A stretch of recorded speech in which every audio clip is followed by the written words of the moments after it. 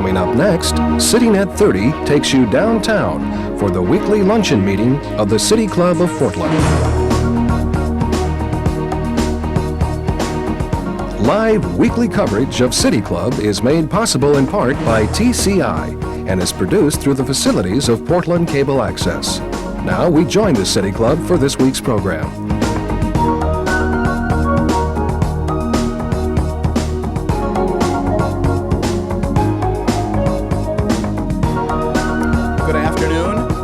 Welcome to another outstanding City Club program. My name is Pete Heuser. I'm President-elect of the City Club. Today we focus on the amazing continent of Africa with Special Assistant to the President and Senior Director for African Affairs at the National Security Council, Ambassador Joseph Wilson. Today's program is co-sponsored by the World Affairs Council and the Portland Economic Roundtable. Welcome and thank you for helping make this presentation possible. As Fran Storrs mentioned last week, there is such a thing as a free lunch. Next Friday, April 24th, we will move the program to the new Call Auditorium at Reed College for a program entitled Issues in Higher Education, Opportunities, Challenges, and Dangers, featuring Reed President Stephen Koblick and Reed President Emeritus and President of the Oregon Graduate Institute, Paul Bragdon.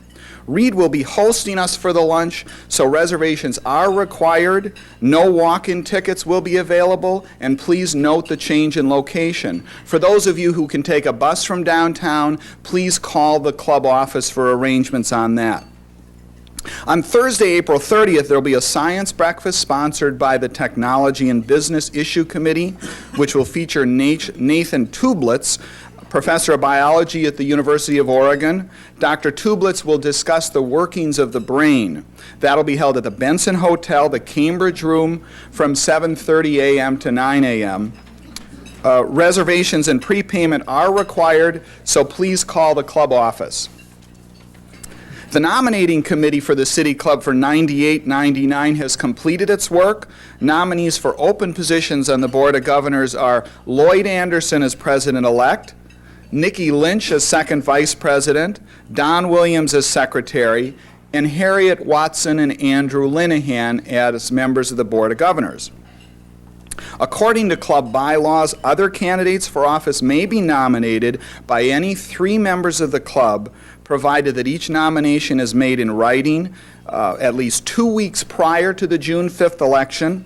Nominations must include a signed statement from the nominee stating that the nominee would serve if elected. Again, the deadline for submitting additional nominations is May 22nd. They should be forwarded to the club office to the attention of Nancy Hedin. Our board host today is Carol Stone. As you know, Carol is a member of the Board of Governors and Executive Director of the Regional Drug Initiative. She will ask the first question of our speaker. Following Carol's question, as always, we'll open the program to questions from other City Club members and also from members of the World Affairs Council and the Portland Economic Roundtable. Identify yourself, please, as a member of one of these organizations and take no more than 30 questions. Ambassador Wilson is the only one to give a speech here today.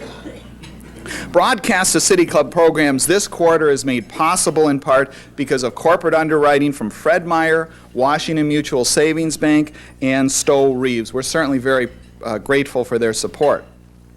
Now, we're fortunate today to have with us Ambassador Joseph Wilson, who's going to speak about his recent trip to Africa with President Clinton.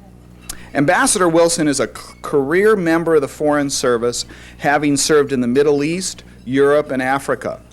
Ambassador Wilson now serves as Special Assistant to the President and Senior Director for African Affairs at the National Security Council, and is one of the President's most trusted advisors on foreign affairs. He was stationed in the U.S. Embassy in Baghdad from 1988 until 91, and as you know, that was a very active time in Iraq-U.S. relations. During Desert Shield, he was acting chief of commission there in Baghdad and was responsible for negotiations that resulted in the release of several hundred American hostages. He was the last American official to leave Baghdad before the launching of Desert Storm. In Europe, he served for 2 years as political advisor to the commander of the U.S. Armed Forces there, where he dealt with issues concerning Bosnia and other hot topics. His experience in Africa has not only been extensive and varied, but it could serve as a geography test for those of us who grew up learning about Rhodesia and the Belgian Congo. Ambassador Wilson has served in Burundi, Congo, Niger, Togo, and South Africa, and from 1992 until 1995 was the ambassador to Gabon, Sao Tome, and Principe. Just last month, Ambassador Wilson traveled with President and Mrs. Clinton on their 12-day tour of sub-Saharan Africa. Now, other than a short visit which President Bush made to U.S. troops in Somalia, this is the first time in 20 years that a U.S. president has been to Africa, showing the importance that this administration places on the continent. Ambassador Wilson will share with us his thoughts on the trip and on the economic and political reforms many African nations are now making. Ambassador Wilson.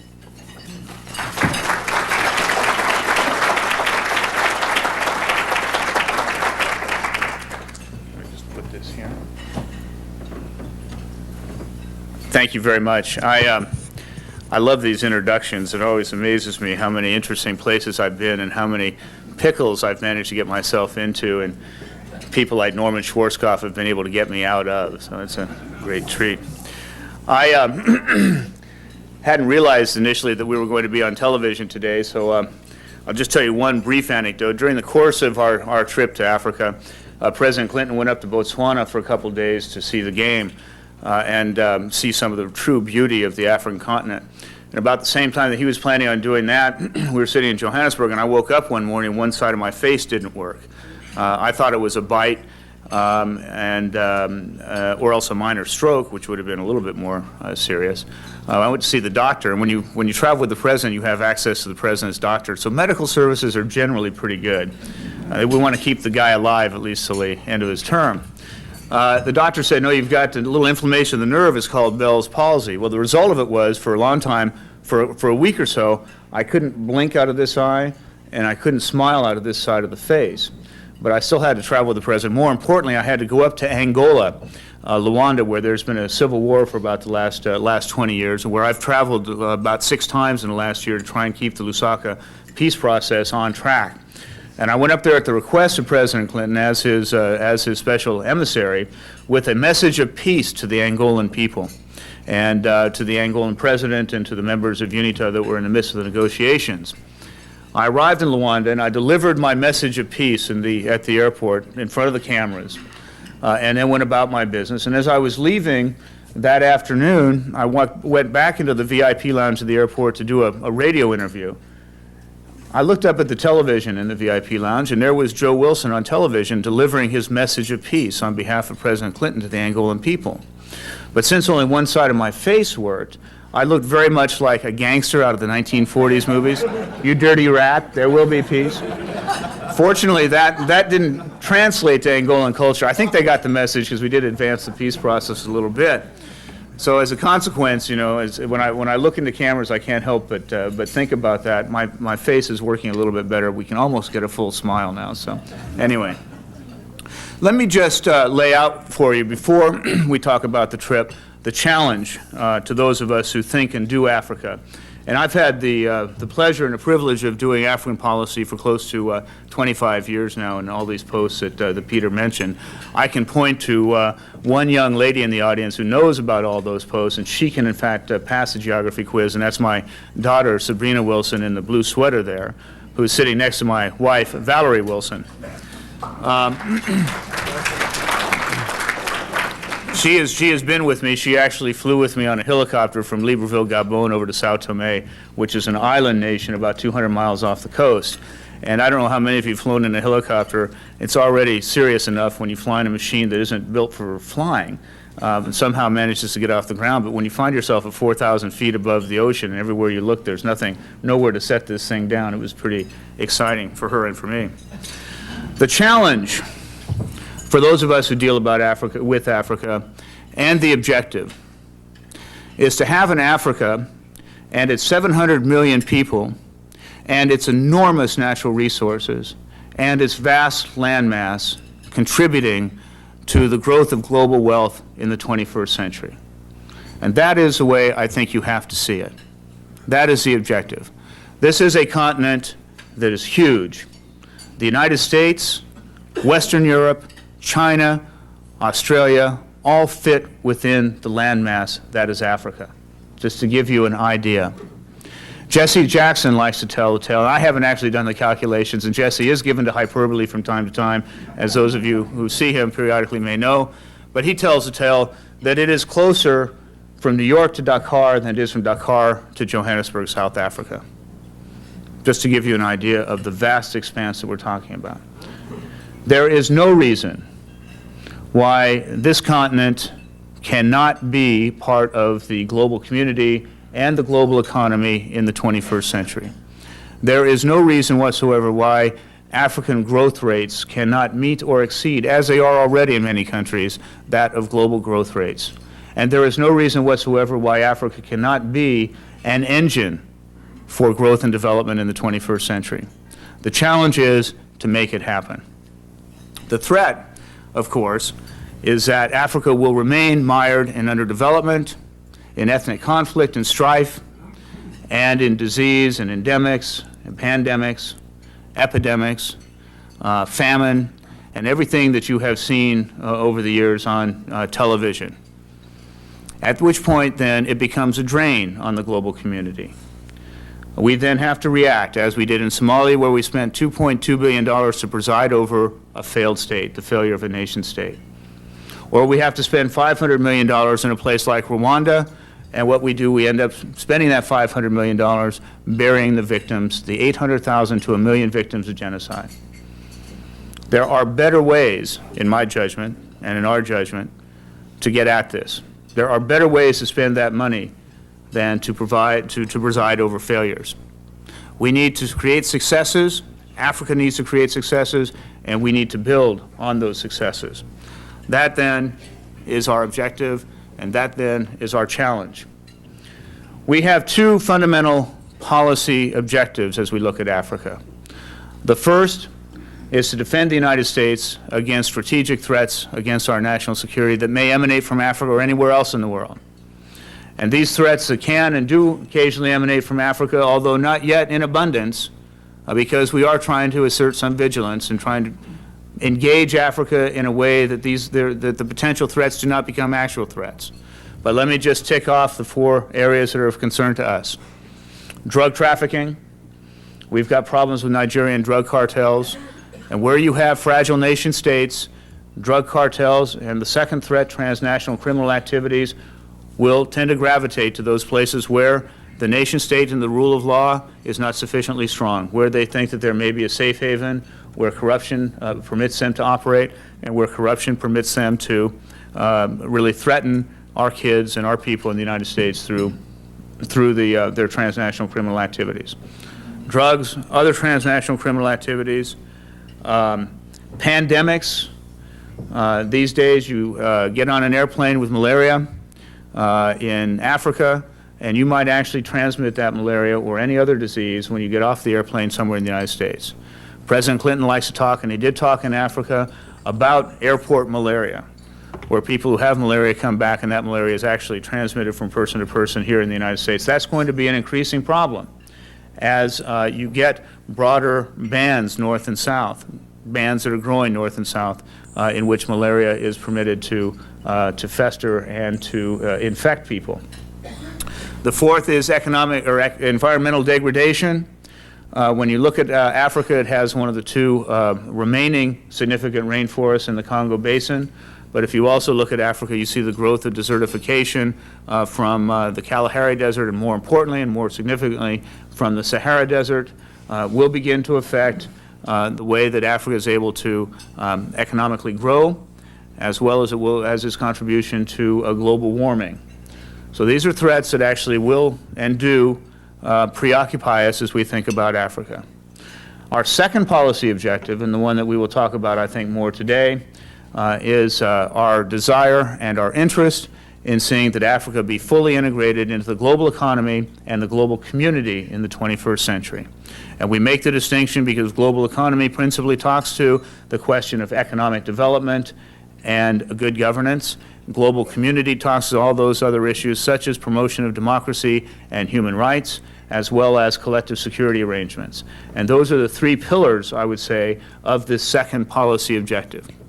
Promotion of democracy and human rights, economic development and stability and growth, and security.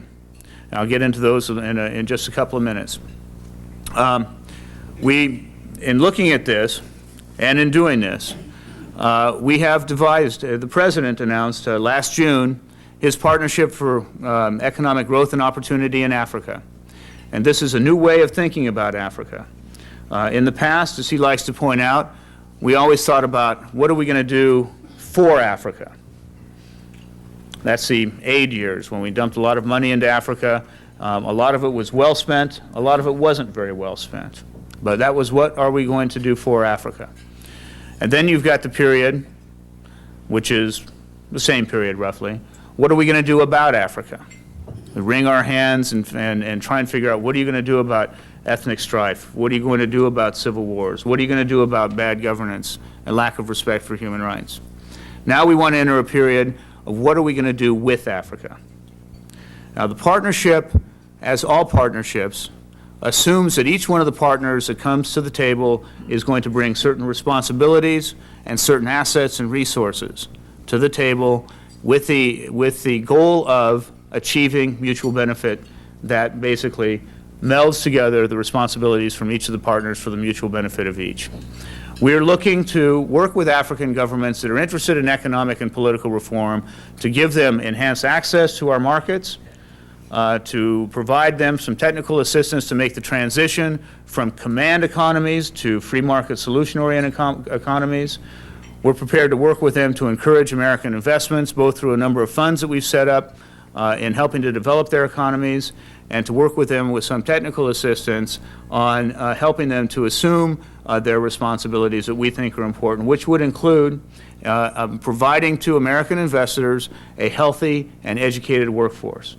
And during the course of the President's trip, we announced an initiative to provide $120 million additional dollars in education support, attempting to work with African nations to develop linkages between African education and American educational institutions at all levels, everything from primary school to university education, through internet and through other appropriate means that we would be able to define and work together to implement. The $120 million, I might add, is really a drop in the bucket.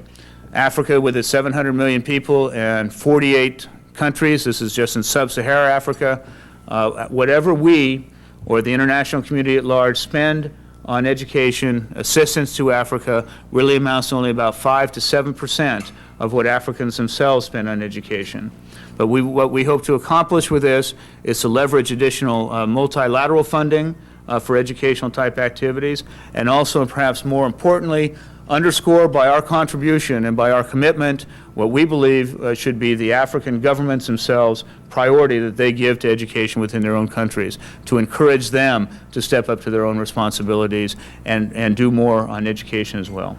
The key to the future, the key to making the transition from rural, hierarchically structured societies that are perforce somewhat rigid in their outlook and somewhat less tolerant in the way that they approach things is education, in our belief and our judgment, a judgment which is shared shared by all the African governments that we have talked to.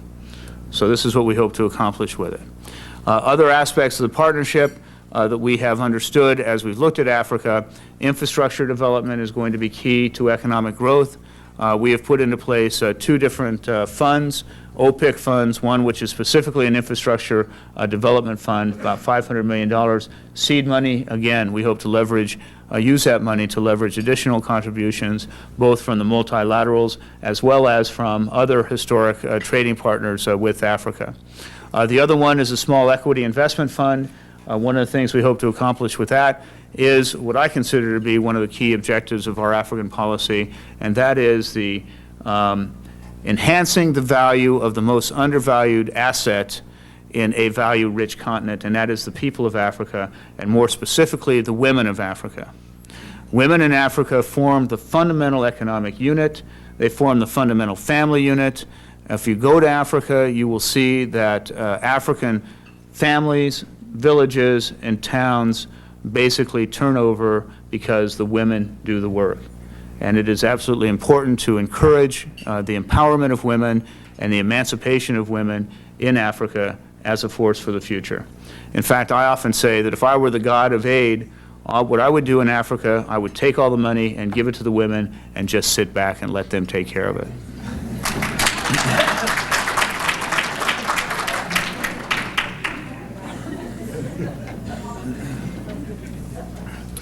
The president came around to that view as well when he was in Africa.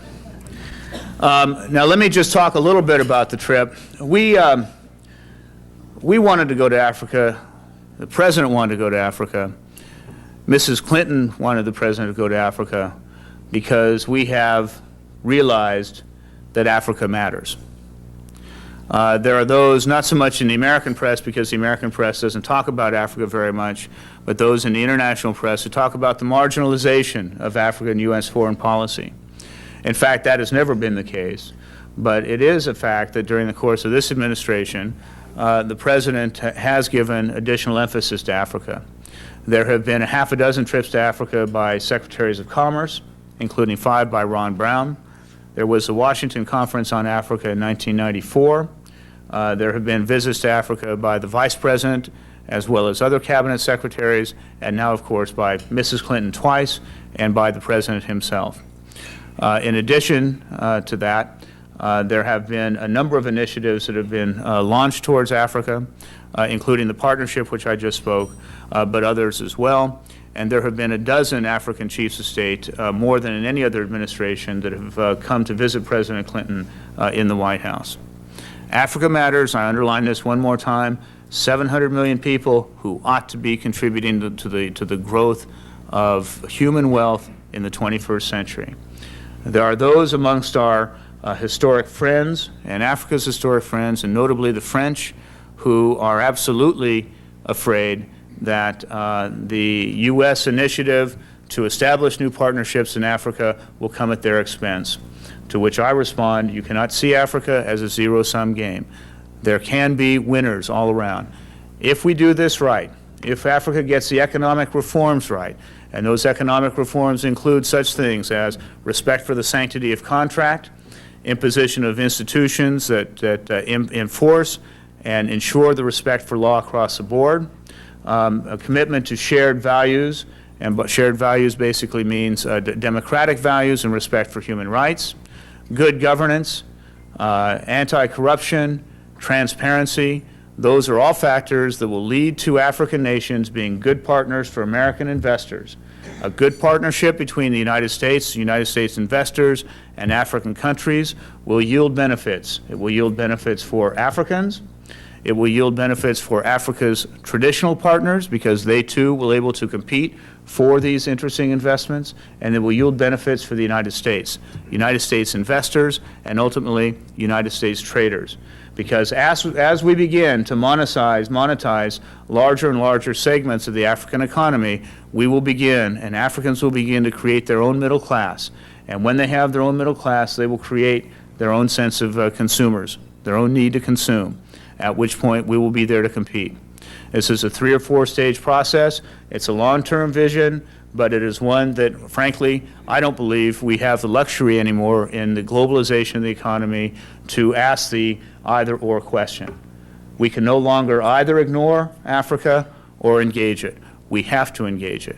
If we don't engage it, and if we allow Africa in the 21st century to continue to be mired in conflict, continue to be mired in enormous refugee flows, ultimately those refugee flows will begin to impact on stability elsewhere in the world.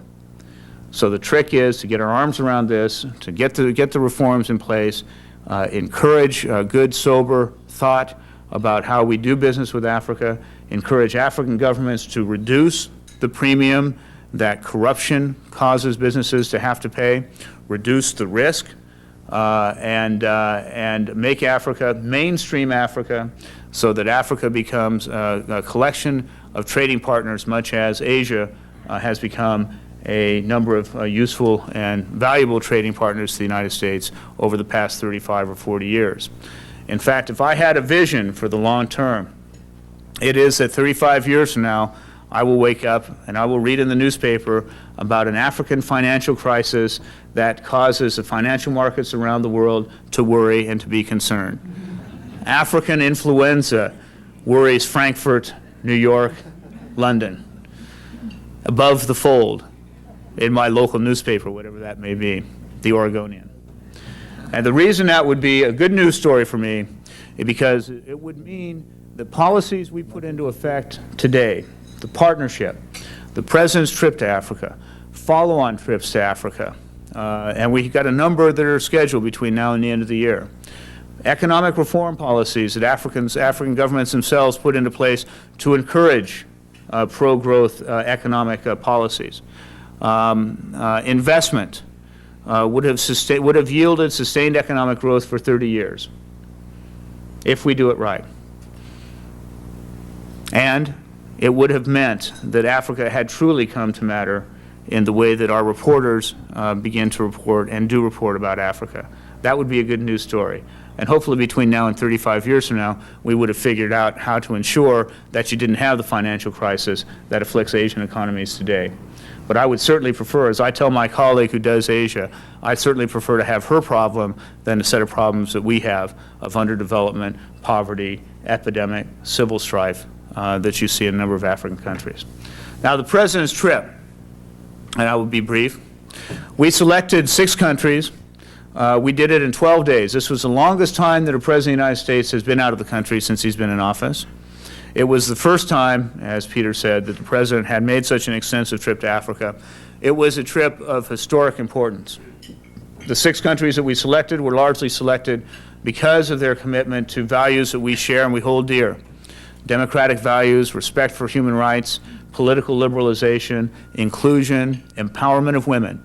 In both Ghana and in Uganda in particular, governments have made it a fundamental facet of their governing structure to include women and to empower women. Very, very important. In Ghana, in the old days before Ghana took a wrong turn, the commercial class of Ghanaian women, known as the Mama Bens, were really very, very important to the turning over of the economy. They called them Mama Bens because they all owned Mercedes-Benz. They were also very prosperous. At a rather bad time in Ghana's economic and political history, most of them had to give up their Mercedes-Benz and drive Renaults for a while. But they're back and forth, and they're helping this economy turn over. In Uganda, the vice president of Uganda is a woman. In Uganda, there is a government decree that there will be universal education to the maximum extent possible, to the extent that schools are built for the students that need to go to school, and that half of every family's school attenders will be girls. So that if you've got 4 kids, if you've got 2 girls and 3 boys, and you can only send 4 kids to school, 2 of those kids going to school will be girls. This is a step forward. We selected these countries, getting back, for their commitment to democratic reform and respect for human rights, as well as for their economic performance over the last 10 years. Those countries that have bitten the bullet and have begun to implement market solutions to their economic issues and their economic problems are countries that we think are going to make good partners for the future. We wanted to underscore our support for the commitments that they themselves have made. And so you see through the selection of countries such as Ghana, Uganda, South Africa, and Botswana that these were the criteria. Now, we also understood that you cannot go to Africa and do just the good news stories. And I want to make sure that everybody understands there are a lot of good news stories in Africa. Africa is made up of 48 states. Within those states, there's over 2,000 different tribal groups, the vast majority of which are striving to do the right thing and are driven by the same ambitions and the same aspirations for themselves and for their loved ones as families everywhere around the world. And they're doing a pretty good job, given the constraints and given the rigors of the transition from a long and difficult history that they have had. But Africa is not just a good news story, and we felt that it would be Pollyannish of the President to go and just do the good news stories. We felt that it was absolutely important that he also address what we call the continuum of conflict, which afflicts countries from Angola across Africa up to Sudan, across that central band of Africa to Sudan. We wanted to do it close to the center. We decided that we would do two things. One, we would host a summit in Entebbe, Uganda, to which we would invite, with President Museveni, the Ugandan president, leaders of a number of countries that had been influential in working through transitions from governments from Zaire and as well as ending the genocide and working on issues related to Rwanda. Countries that we selected Uganda because Uganda has borders with Sudan, which is involved in destabilizing its neighbors, as well as with Rwanda, which of course was afflicted by the horrible genocide of 1994. We had two agenda items at the summit. One was economic growth, and the other was security. We got the signatories of, we got the countries that were invited all to sign. I will tell you candidly that my own judgment is that some of the signatures are better than others.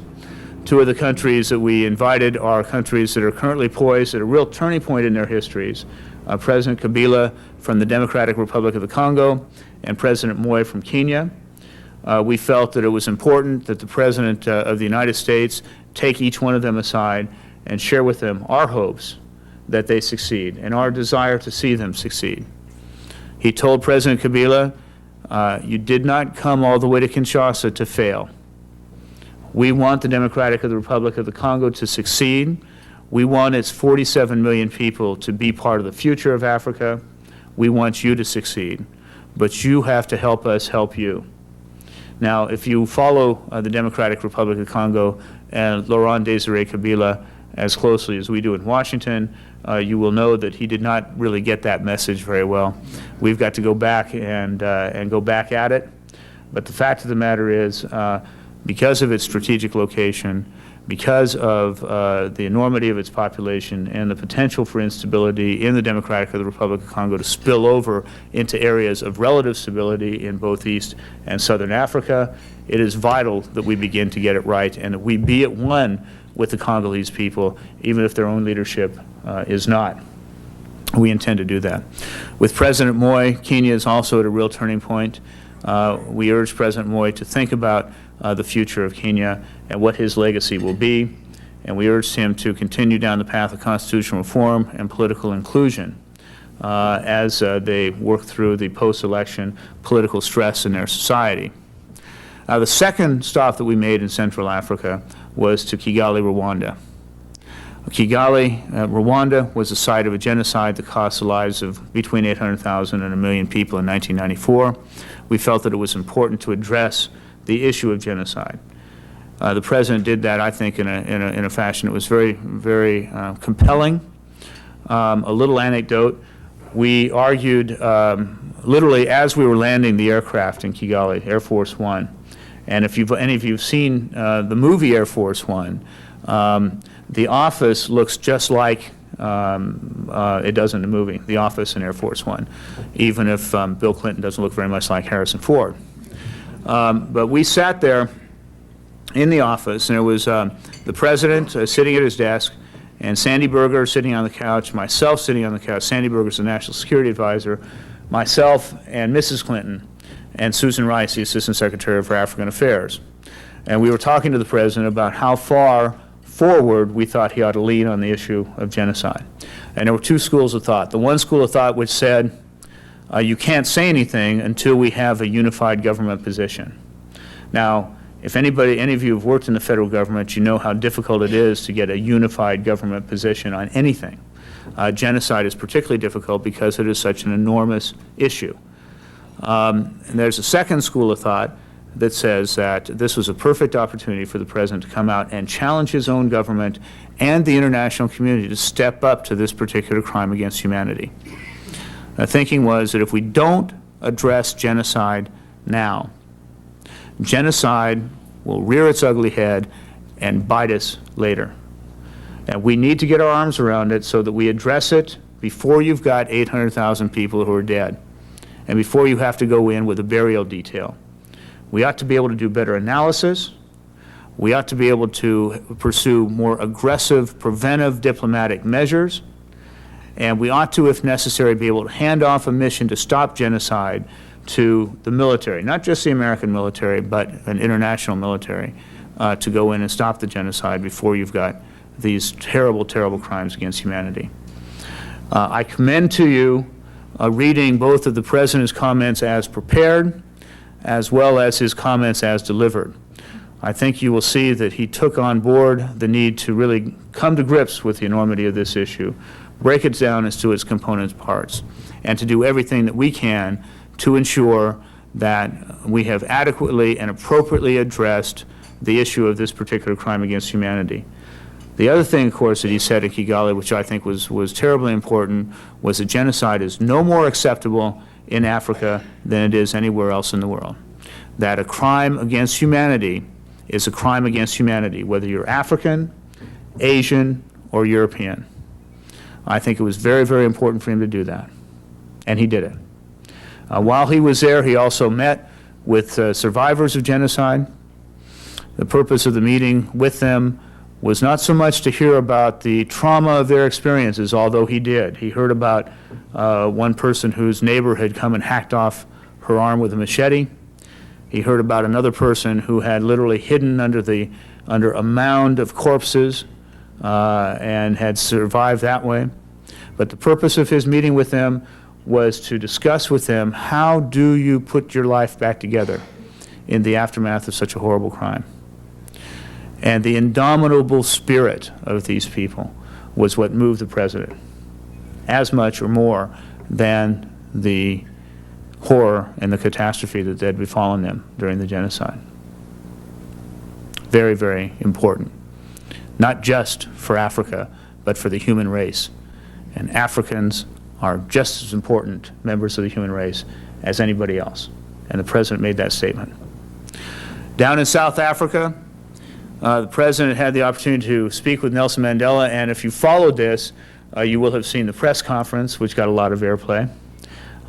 President Mandela, true to form and true to his own convictions, a character forged in almost 30 years in prison, 18 years in Robben Island, to emerge as a great conciliator during a transition from a horrible regime to a new regime, at a time when moral authority was paramount, at a time when you could either be bitter against your jailers or you could attempt to embrace a system, destroy it, embrace the survivors of the system for the future. Nelson Mandela did that. Nelson Mandela is entitled, in my judgment, to say anything he wants to anybody, including the President of the United States. He clearly believes that as well because he did it. One of the things that the President did in South Africa, which I think is also important to all of you and all of us who do Africa, he dedicated the Ron Brown Commercial Center in Johannesburg. South Africa can be the engine of growth for the Southern African region.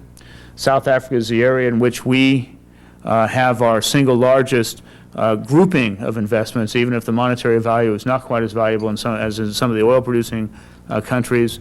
The number and the volume of investments is important and impressive. One of the ways to get at investment in Africa is through South Africa. American entrepreneurs are doing that. We wanted to encourage that. The President also had an opportunity to outline again the Partnership for Economic Growth and Opportunity and to call for early passage of the African Growth and Opportunity Act. The African Growth and Opportunity Act is a legislative piece that is a companion to the President's partnership.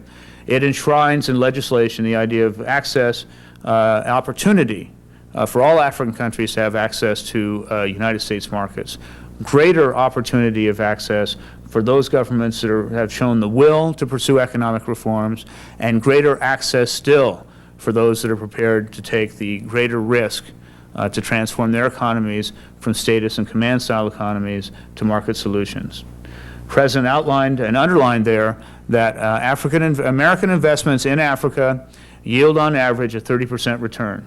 Now that's pretty good. That's better than most places in the world. My own judgment is that it would be useful to get that return down a little bit if you got the risk down a little bit as well.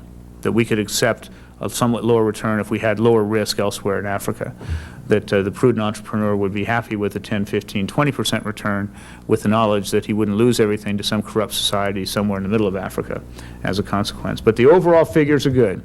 African economic growth figures are good. U.S. investment figures are good. U.S. trade with Africa is really only about 1% of our overall trade. Lots of room for growth. Lots of room for Nike shoes. Lots of feet in Africa that need to be shod. Lots of opportunity to do that, to invest and to trade. The President underscored that in South Africa in spades. The President also met in South Africa with community leaders. And it's important to understand that the South Africa transition is still ongoing. And they're not through it yet. In fact, they're just at the very beginning of it. But I think what impressed the President and Mrs. Clinton the most about this is the commitment of the people of South Africa to make this transition work. And what we saw with these community leaders was their dedication to justice, their dedication to education, their dedication to reducing violence in their townships, reducing criminal activities, their dedication to organizing themselves in a way that makes sense and that promotes peaceful solution to problems within their townships. The growth of civil society, the growth of associations, the growth of peaceful political movements, and the way ahead is basically going to be that. They were very, very eloquent on this. I mentioned the President went to Botswana and took some time off to see some of the natural beauty of Botswana. The only negative in that, if you watch the television coverage, while he was trying to enjoy a little bit of time up in the game park watching the animals, there was Sam Donaldson off in another boat or another car yelling questions at him. So go figure. You know, the roar of the lion, it sounds remarkably like Sam Donaldson. But that said, I should tell you that one of our overall objectives on this trip was to begin to help America think about Africa in new and different ways, change perceptions in the United States about Africa, begin to stress the more objective stories about Africa as opposed to the unremittingly negative stories about Africa. And it was very gratifying to those of us who helped put this trip together that at the end of it, Sam Donaldson actually said on one of his programs that the trip had taught him a lot. He had learned a lot. And more to the point, he had seen a lot of places and a lot of people, a lot of African people doing really interesting things, very positive things.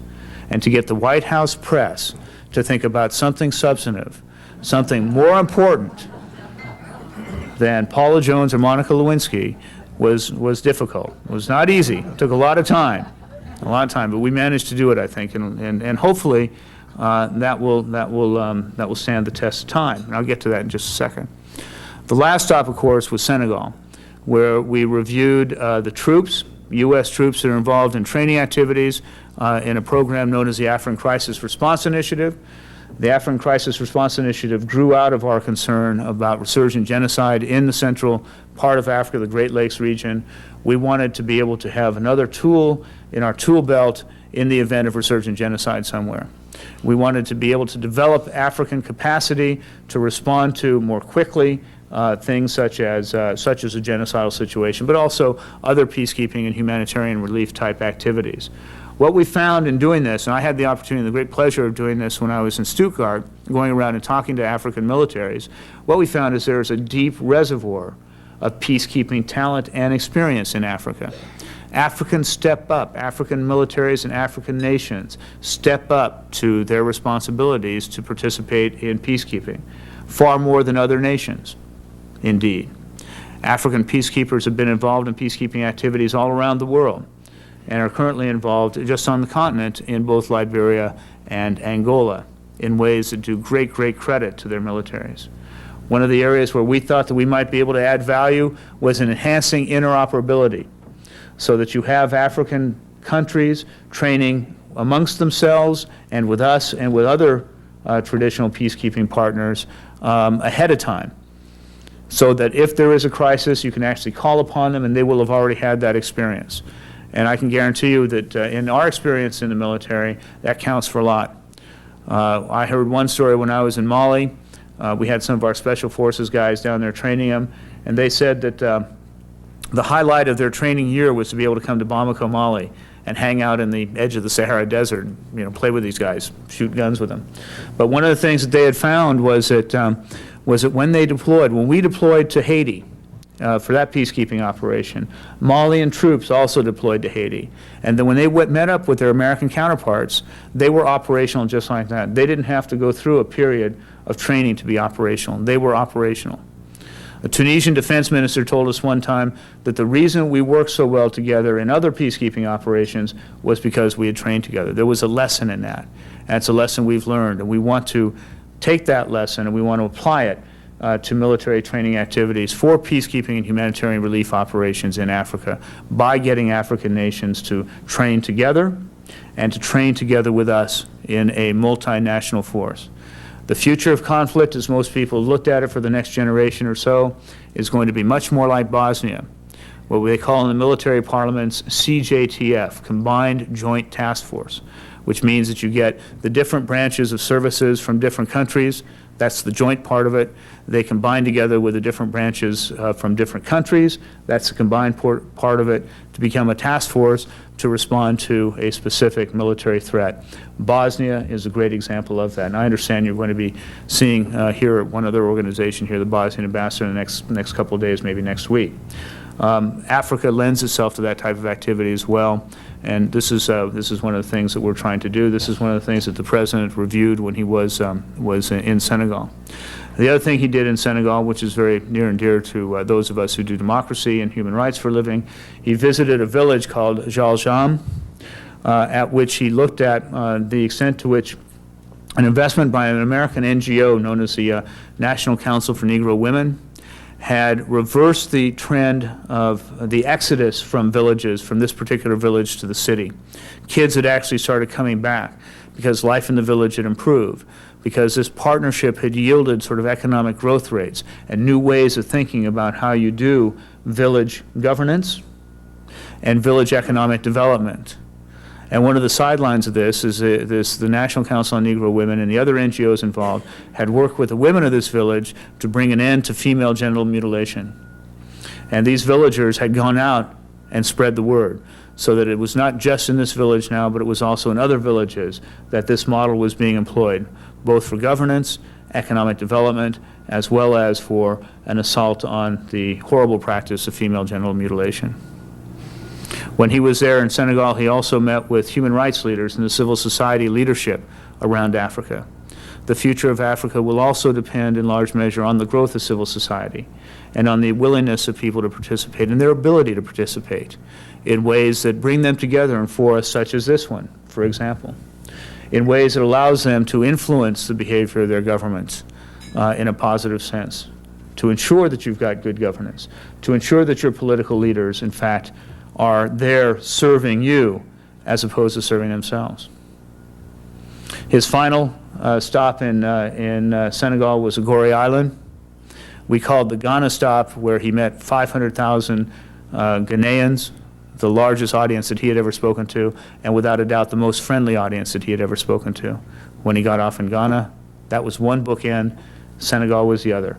Agori Island, where he went to the door of no return, which underscored, which he eloquently, I think, spoke to how 12% of our population got to the United States, how they were, as his term, how they were yanked from their cultures and brought to the United States.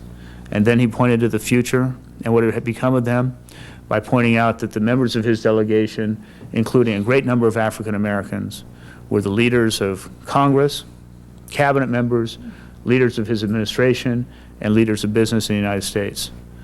How far they had come from the slave ships that had left the coast of Africa several hundred years ago. Some people talk about the contrition tour. My response to that is, I can't imagine who in the United States actually believes that slavery was not wrong. Why would you not say that slavery was wrong? Why would you not say that genocide is a crime against humanity? Why would you not step up? Isn't it within us as a great nation to step up and make those statements? The president did. I think it resonated very with great clarity. I think it also underscored our firm belief as we undertook this trip that while we had to face our history, we also have to look to the future. And the future is a partnership with Africa. The future is looking at Africa as a contributor to the growth of global wealth in the 21st century. The future is looking at how you take the undervalued asset of 700 million fine folks in Africa and ensure that they're producers and consumers, and that they have an opportunity to make their aspirations and their ambitions for their loved ones a reality as well. Now, those of us who look at this and do Africa, there's a tendency to think of the President's trip as the culmination. And for me, 25 years of doing Africa, it was. It was really the highlight, to take the President of the United States to Africa for 12 days. But it is not the culmination. It really is the first step. And what we need to do is we need to ensure that the light that any presidential trip shines on a particular continent or a particular issue, as this one did on Africa, is turned into energy. And how we get the momentum and keep the momentum, get people interested in Africa from all walks of life, whether it's the African American community, whether it's returning Peace Corps volunteers to the American business community, and how do we make sure that this particular constituency, which we hope to grow, becomes more vocal, becomes more positive, becomes more active in helping us shape the direction for the future. And that's our goal now. We've got a 3-year plan. We've got a number of different activities we'll be undertaking. And one of them is an expanded outreach program, which will bring people like myself and others who do Africa to communities outside the Beltway. It's one of the things that we found is that, in fact, there is life beyond the Beltway. Those of us from California always knew it. But there is life, and we've found that people out, places like Portland, are interested in Africa, to which your presence here.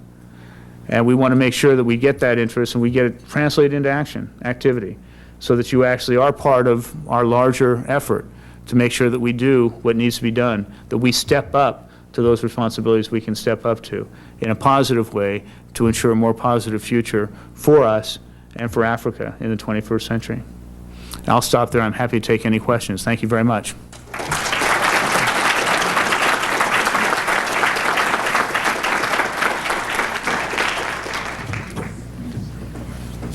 Thank you, Ambassador Wilson. You've given us certainly a lot to think about.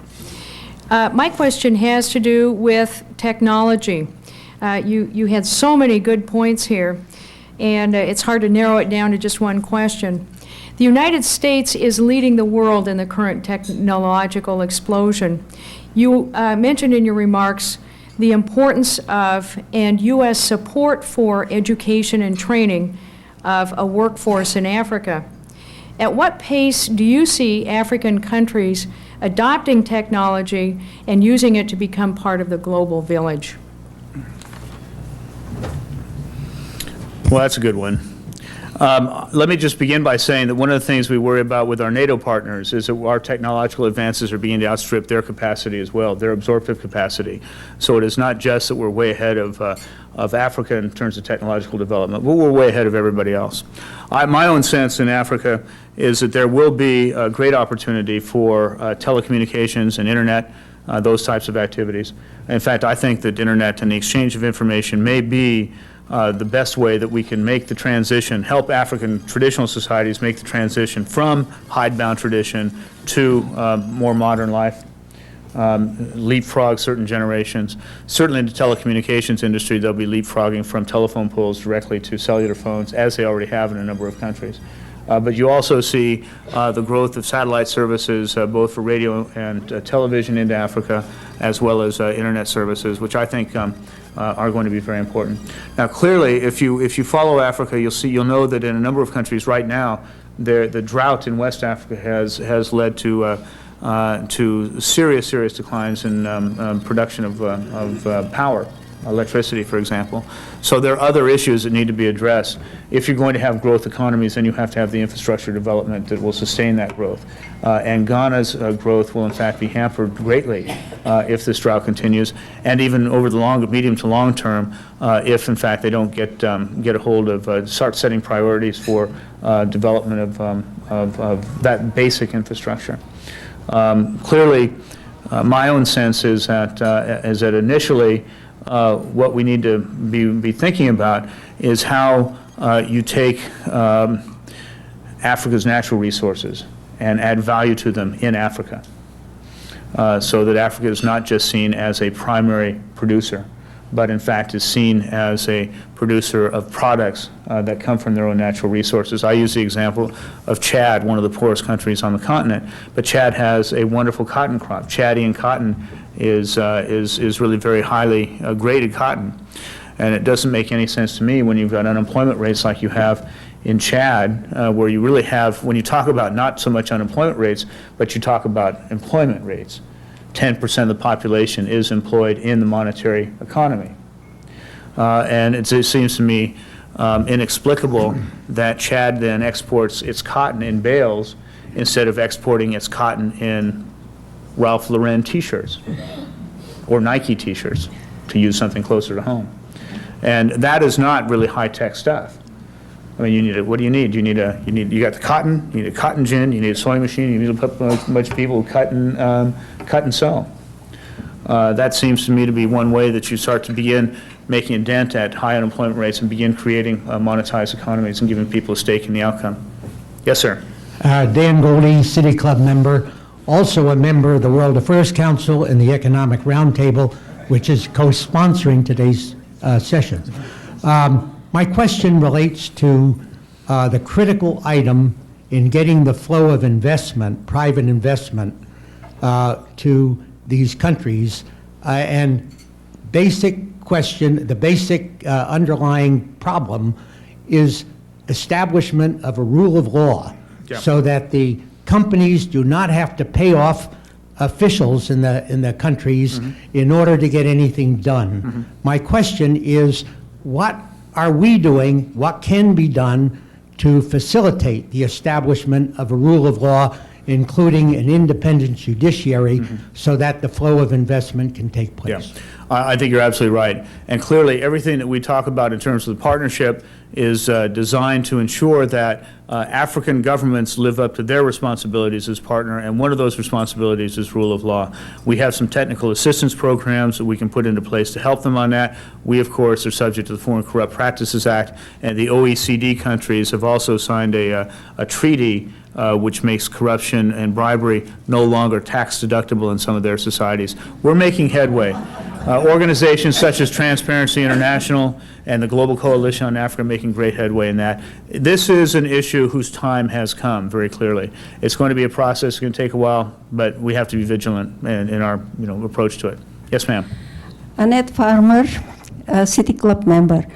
Mr. Wilson, I'm glad to hear that the administration is taking a different view toward Africa.